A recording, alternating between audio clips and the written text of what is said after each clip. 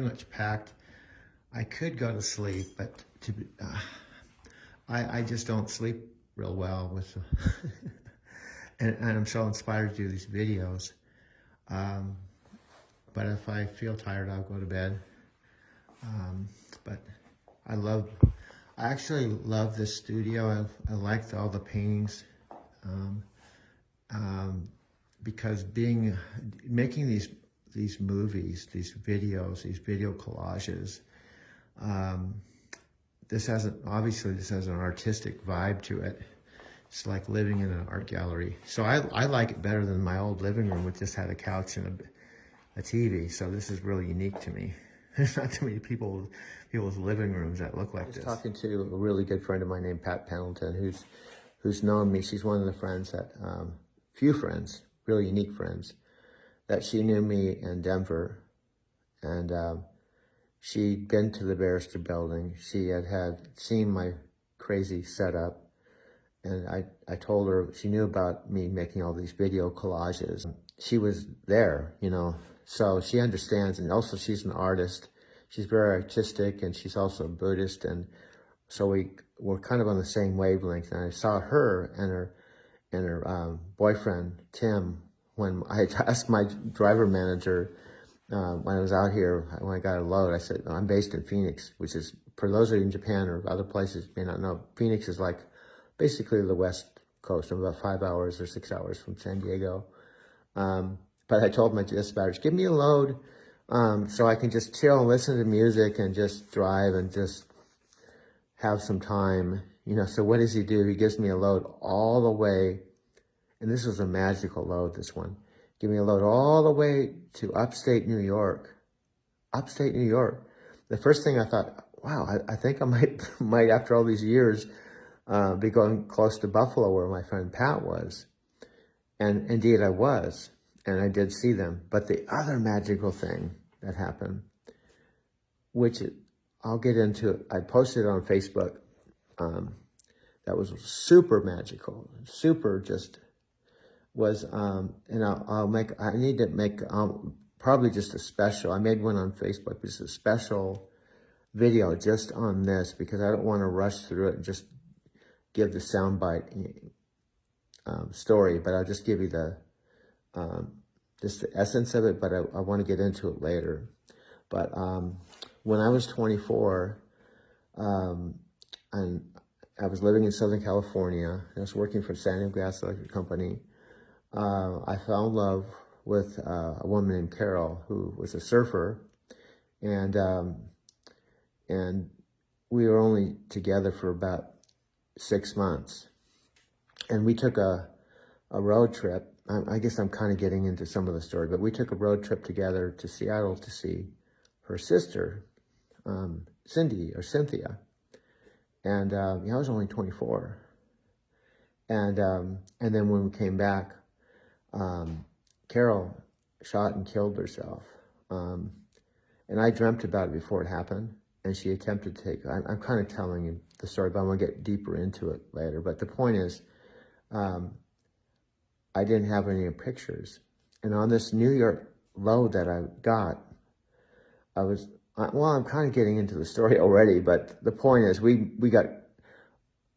I got connected with her sister, but I want to tell you the whole story later, because it was really magical how it happened. And it happened to happen on this New York load. And the chances of it happening were 1 in a million. So I've had really magical, cool stories when driving a limo and taxi for 10 years, and all the conversations I've had, which thousands of them, and not to mention the 15 years I've done body work, massage. I was really, really connected to people. I was a real people person, and I would consider myself a real people person. But oddly enough, as an over-the-road solo driver, it's the opposite. I have very little contact with people. I spend most of my time alone. Well, I'd say 99% or 90% of my last 12 years. I have not been in a love relationship since Sylvia in Brazil 22 years ago. And I would say definitely my mother and father, the last 12-year chapter have definitely been integral part of my life. Definitely, there's no doubt about it. And I definitely have some really close friends, but for the most part, I've been extraordinarily solo. Like if someone asked me, "Are you single?" Yes, I'm very single, and I'm very solo. I'm very independent. You know, I basically have traveled a million miles. Gave me the truck I have, a brand new Kenworth, brand new. And I put about 155,000 miles on the truck since I got back from Japan. And to put that in perspective, it's approximately like driving to Tokyo and back, which is approximately about 12,000 miles. And doing that more than 10 times, you know, doing that like 12 times or something like that. That's how much I've driven. And that's part of why I call my thing driving to Tokyo. It's not because you can actually physically drive to Tokyo. Maybe you can, but it's not that I'm driving to Tokyo in the real sense. That's what I do to get there. I have to drive a truck. I get paid by the mile. That's how I earn the money to go to Tokyo, is I drive. And then it also has to do with other things like internal dynamics and personal development and the realities of truck driving and, you know, all of that stuff. So there's a lot to that. So anyway, I'm going to close this out because I'm sitting here and I'm not making my video. I'm making this little talking video to you. I don't really talk too much on the videos. You may have noticed. The other thing that I'm kind of having a challenge with, but I understand. I love listening to music, okay, in the truck. I like silence too. But on my own videos for my own entertainment, I do use music that if I was selling or I had my channel and, you know, I can't technically have that music, like Dave Matthews concert in Red Rocks. When I'm doing it myself or I'm sharing a video for a friend, there's certain music that's just perfect for what I'm trying to communicate.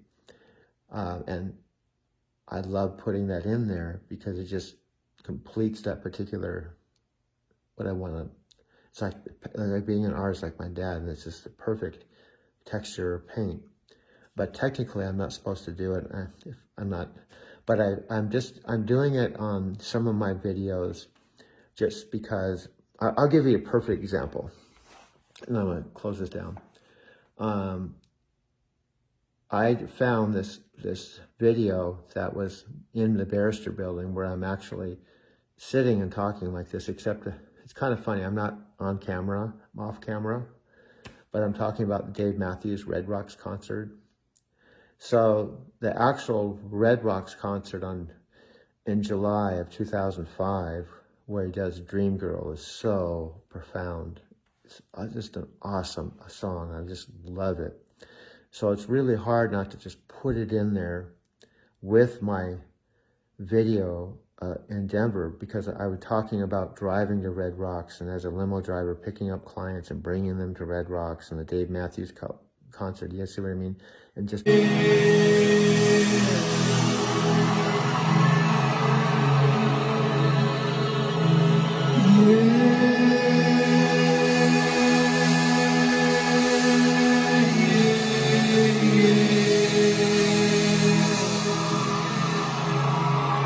putting it in there just completes that story, you know.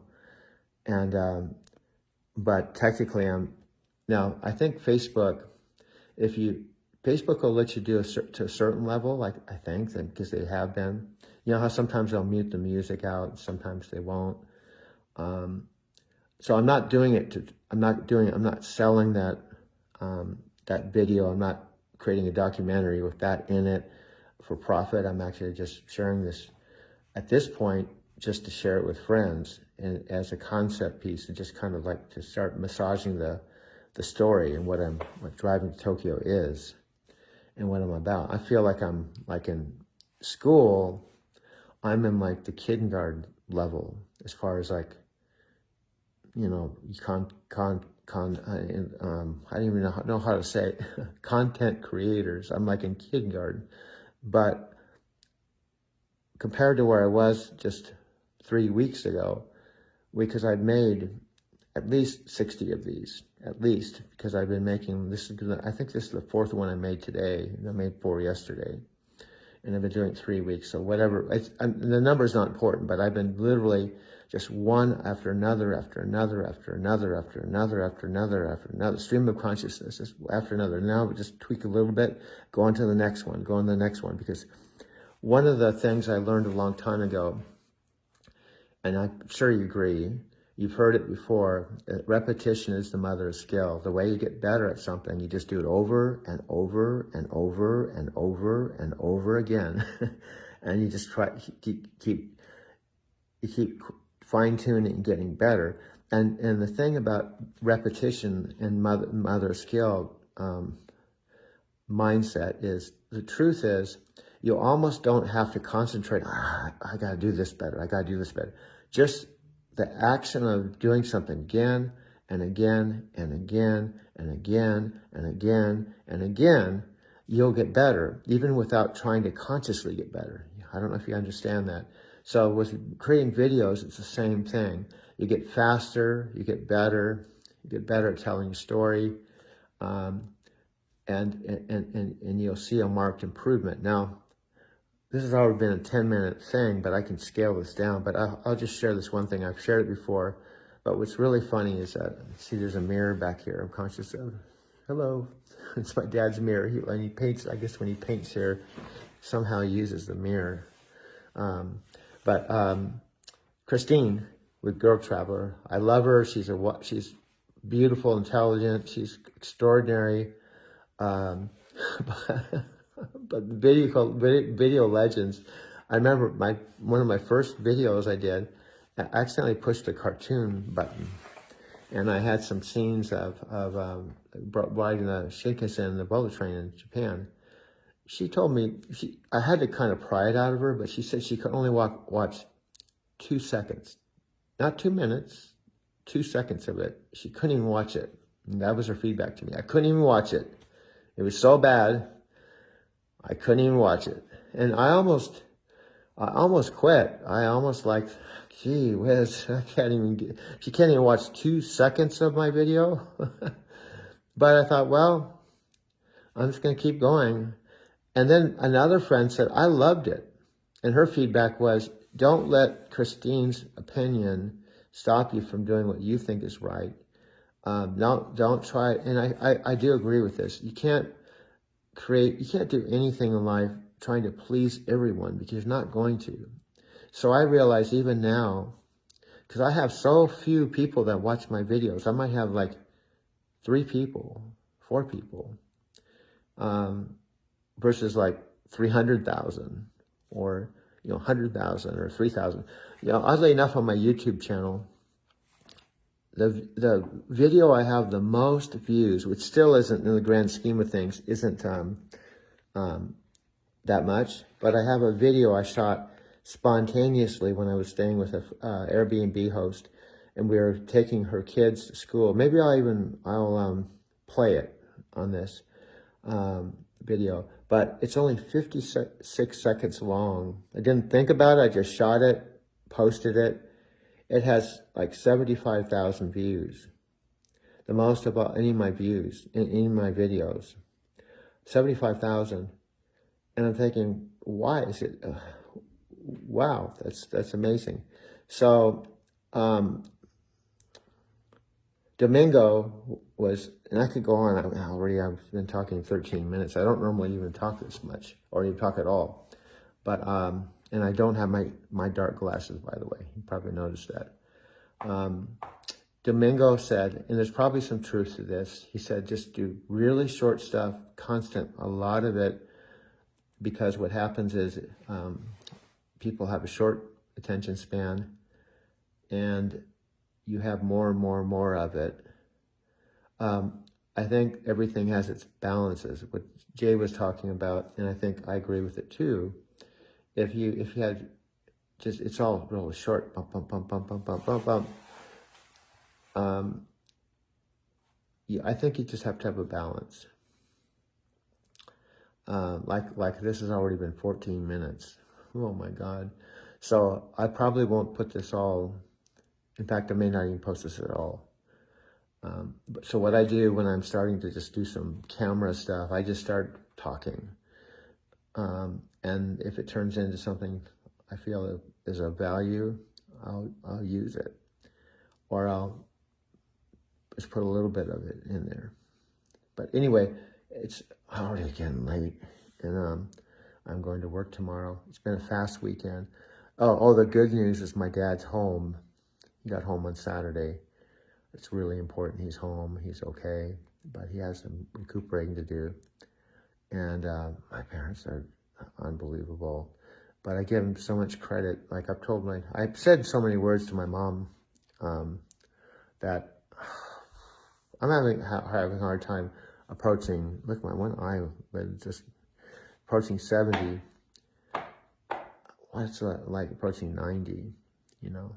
My dad talks about, well, just make it to 90. You know, he's 88. So it's like I have to have this mentality to just make it 2 more years and I'll be happy. You know, 2 years can go by so fast, you know, and I've told my dad, well, what happens when you hit the 2 years and you're still here? You're just going to like shut yourself down? You're going to keep going. So that's another whole huge conversation for me is getting older and permanence, change, you know, what it is to be a human being and dealing with the different stages in your life. You know, that's, believe it or not, that's all in the umbrella of driving to Tokyo. But I'm going to turn this off so I can get over to the studio, and I'm going to go see if this one that I just sent to Facebook even posted. And then I really have to sleep some, although I can technically sleep in quite a bit. But this is the last night here till next weekend.